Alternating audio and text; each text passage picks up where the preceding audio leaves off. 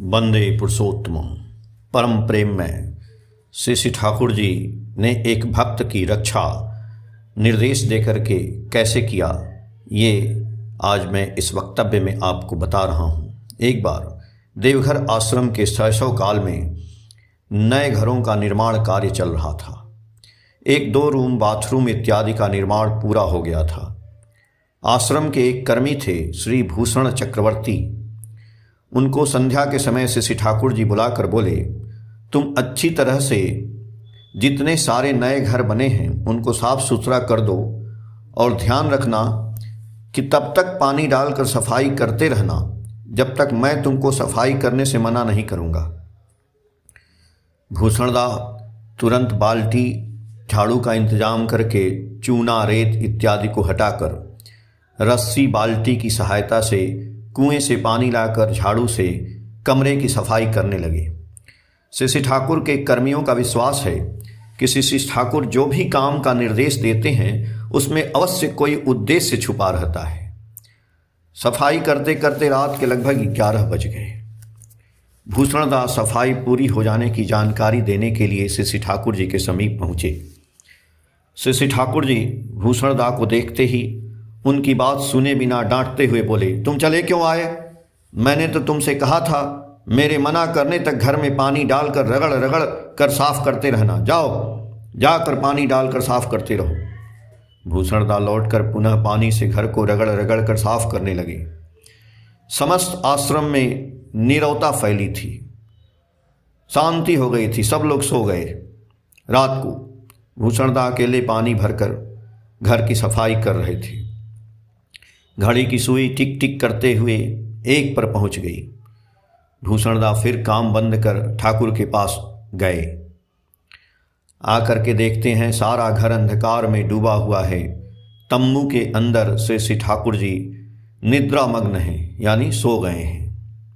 श्री बंकिमदा अंधकार में भूषणदा को पहचान कर उनके नज़दीक आए और धीरे से बोले, ठाकुर सो रहे हैं। सोने के पहले बोले थे भूषण के आने से घर चले जाने बोलना। यह बात सुनकर भूषणदा का मन बहुत कचोट गया। ठाकुर जी चिर मंगलमय हैं। उनका हरेक आदेश एवं इच्छा जो अशेष मंगलकारी है, ऐसी चिंता भूषणदा के दिमाग से व्यक्तिगत कष्ट के कारण मिट चुकी थी।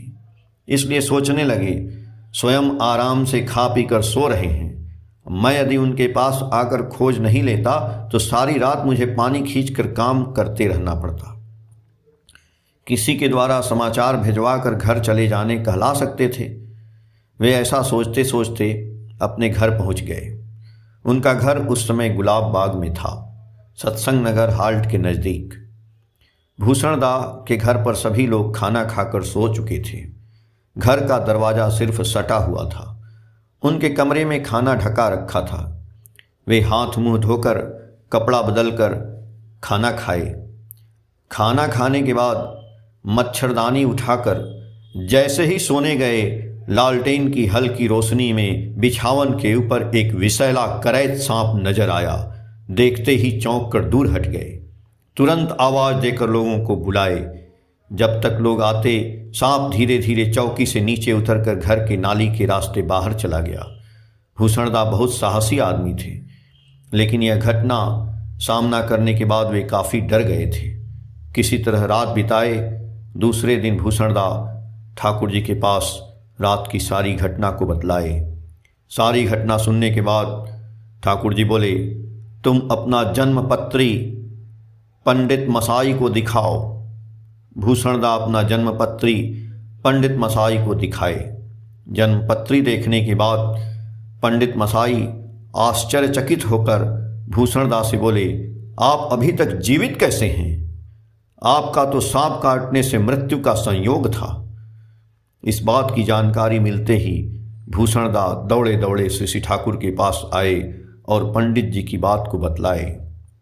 श्री ठाकुर जी सारी बात ध्यान पूर्वक सुनकर बोले, परम पिता की दया से बच गए, सावधानी से रहना। प्रिय परम से 7 जून 2015, पेज संख्या 8 से। जय गुरु।